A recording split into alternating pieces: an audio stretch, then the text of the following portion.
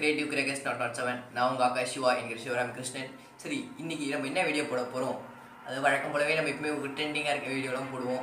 சரி, இன்றைக்கி நம்ம என்ன வீடியோ போடுறோம் அப்படின்னா, ஒரு சிம்பிள் ரேட் அலாரம் இண்டிகேட்டர். மட்டும் துணி காய வச்சுக்கலாம், அப்படி இல்லைனா அரிசி அதை காய வச்சுக்கலாம்.